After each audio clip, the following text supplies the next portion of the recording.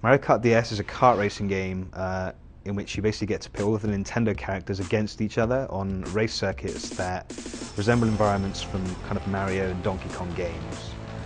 It's the latest game in a series that I think started out in like 1992 on the Super Nintendo, and the DS version is arguably the best yet, simply because it refines a lot of the existing features from the series. It adds like 3 new weapons, it adds 16 new tracks.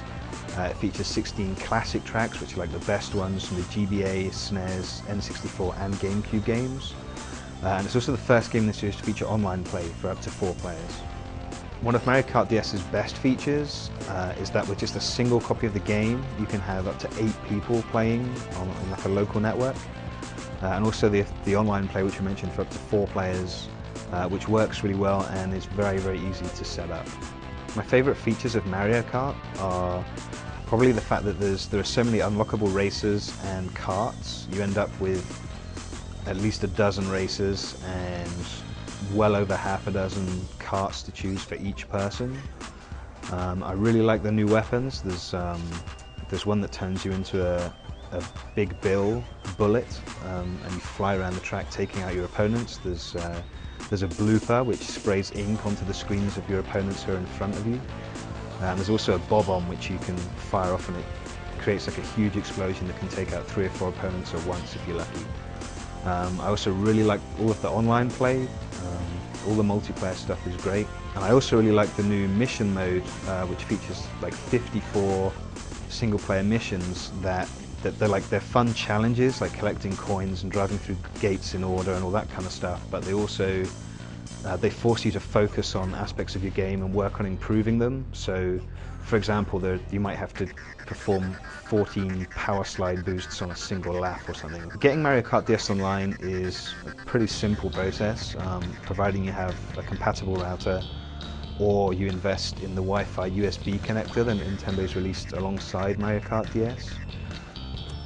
Once you're playing online, finding a game is really as easy as you just decide whether you want to look for worldwide opponents, which can match you with people from anywhere in the world, regional opponents, which will match you with people from the same country, friends, which is people from your friends list, or rivals, which is just random people who are considered to be of a similar ability to you.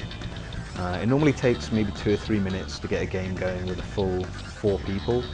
And if it starts looking like it's going to take any longer than that, the game will automatically just stick you into a game with just 1 or 2 more people instead of the full field of 4.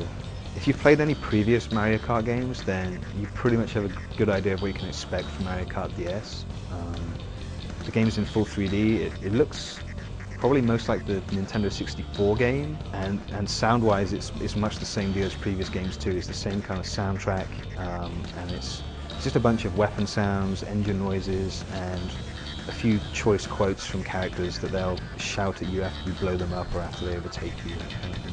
I think Mario Kart DS is great value for money because even if you're not able to take advantage of the online stuff, then there's a lot of single-player stuff. There's like 8 different Grand Prix for you to race. Each of those has 4 races. You can race those in 50cc, 100cc, 150cc, and another unlockable class. And then there's the mission mode. There are battle games. You can do all that stuff against the CPU if you don't have friends to play against. And even if all you need to take advantage of the multiplayer stuff is just friends who have Nintendo DSs, they don't even need their own copies of the game. I would recommend Mario Kart DS seriously to anybody who has a Nintendo DS. If you remember the older, like the SNES games and N64 games, then this is a chance for you to replay some of your favourite tracks from those games as well as check out new ones. If you've never played Mario Kart before, then you have no idea what you're missing, and this is a great way to kind of acquaint yourself with the series.